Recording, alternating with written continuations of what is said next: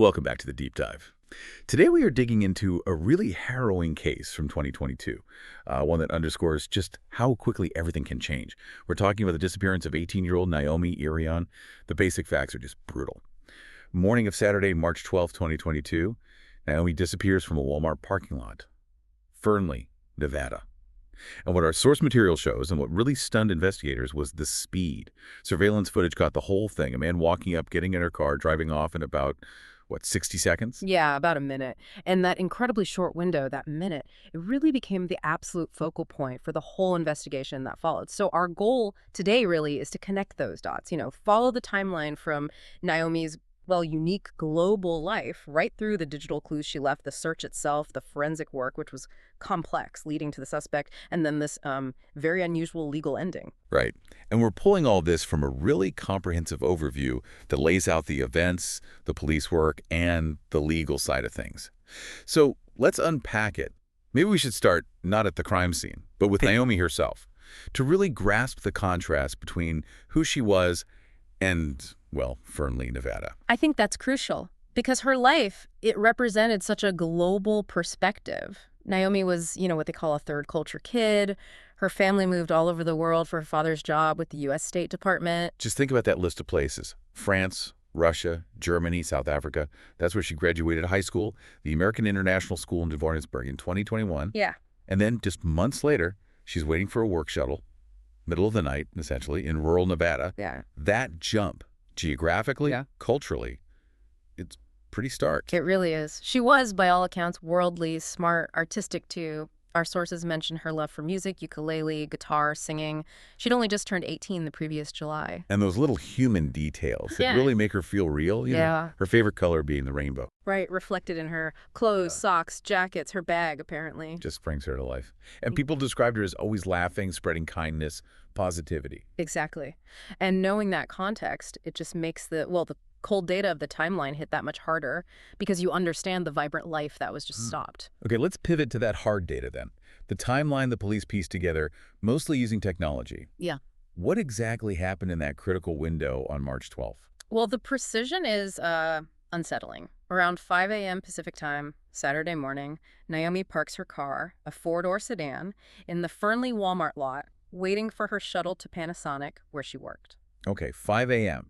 And she was active on her phone right before. That's right. The digital trail shows activity on social media between 5:09 a.m. and 5:23 a.m.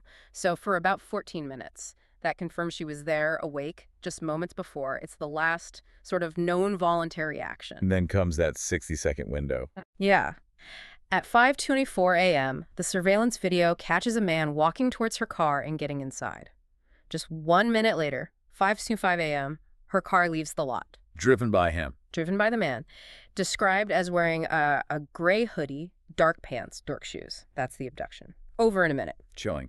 So the search kicks off immediately, and then 3 days later, Tuesday the 15th, they find her sedan. Correct. Abandoned in an industrial park area, not far from Fernley, actually. And finding the car, that becomes the new forensic hub. Right. And based on that, and likely other surveillance they gathered, police quickly put out that they were looking for a suspect driving a specific type of truck. A dark, newer model Chevrolet Silverado High Country. Okay, so they had a vehicle description pretty early. That seems important for the arrest timing. Very. It suggests they were connecting dots quickly. The FBI steps in, offers a $10,000 reward, puts Naomi on their most wanted kidnapping list. The pressure ramps up. But the arrest happens before they find her body. Exactly. Troy Driver, he was 41, lived in Fallon, which is nearby. He's arrested on March 25th. That's 4 days before Naomi was found. So what do they have on him already? The kidnapping charge stuck, and bail was set really high, right? $750,000? Yeah, it was. So the evidence pinning him to the kidnapping itself must have been quite strong even then.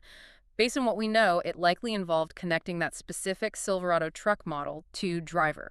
How would they do that? Things like vehicle registration, maybe cell tower data, putting his phone near the Walmart around 5:24, 5:25 a.m., and perhaps near where the sedan was later dumped, matching his truck to surveillance near those key locations.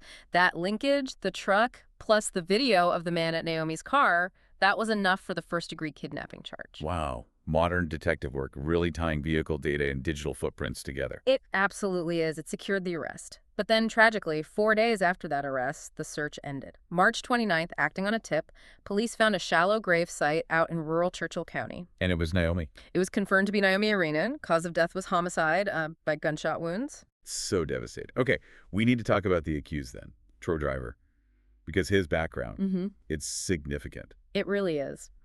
When investigators looked into him, they found what the sources call a lengthy juvenile criminal history. And crucially, this wasn't minor stuff. When he was 17, he pleaded guilty to being an accomplice to murder. Accomplice to murder. That's 17. Yes, and also involved in a series of armed robberies around the same time. That's a very violent history for someone so young. How does that play into a case decades later? Would prosecutors even be able to bring that up? Well, juvenile records can be tricky, sometimes sealed, but prosecutors would almost certainly try to use it, maybe not directly as evidence of this crime, but to establish a pattern, to argue this wasn't some random out-of-character act, but maybe showed a predisposition to violence. It definitely paints a picture for sentencing, if got that far, shows recidivism. Right. And once Naomi's body was tragically found, the charges against Driver escalated significantly beyond just kidnapping. Oh, immediately. They added murder, first-degree kidnapping stayed, robbery, burglary of a motor vehicle, and importantly, destruction of evidence. Destruction of evidence. What specific things were they alleging there? The criminal complaint laid it out. Kidnapping her, shooting her, then burying her body. That's obviously hiding evidence. But they also alleged he got rid of her cell phone, trying to break that digital link.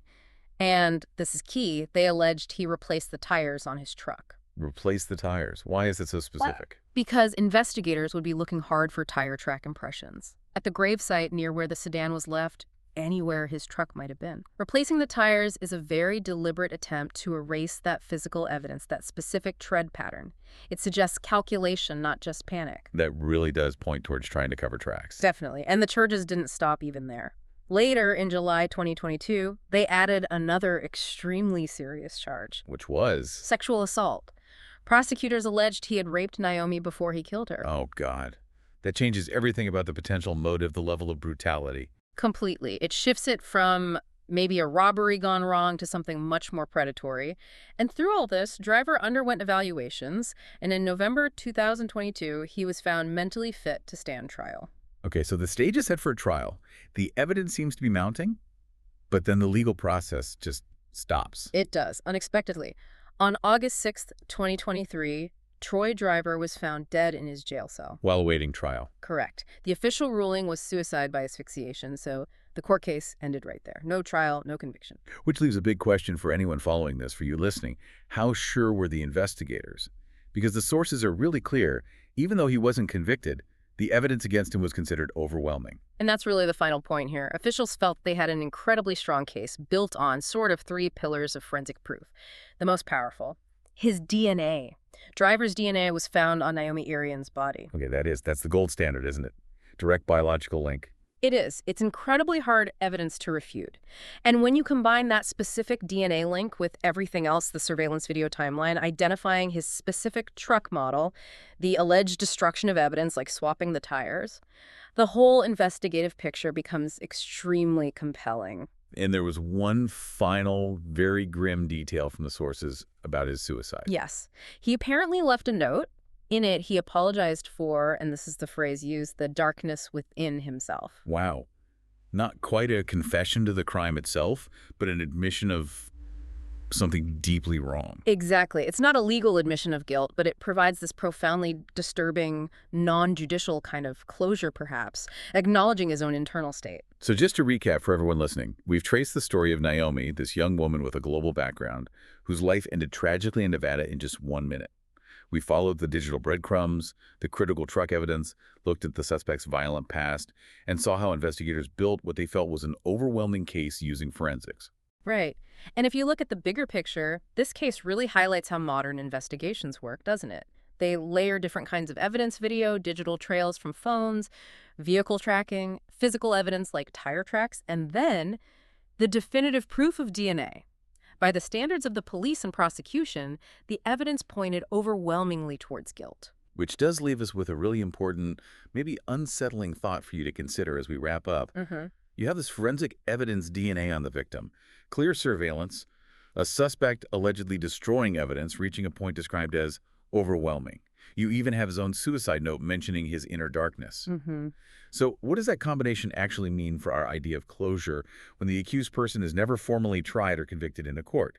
Does overwhelming evidence plus that kind of note equal certainty, even without a verdict? It's a tough question. The scientific certainty might be there for the investigators, but the formal justice system process was cut short. That tension between the evidence we have and the legal conclusion we didn't get, it really makes you think about what justice means in these situations. A difficult thought, absolutely, but a necessary one. Thank you for joining us on this deep dive into the tragic disappearance of Naomi Irion and the complex forensic path to understanding what happened. We hope you'll continue to explore how these modern tools are used in solving such difficult cases.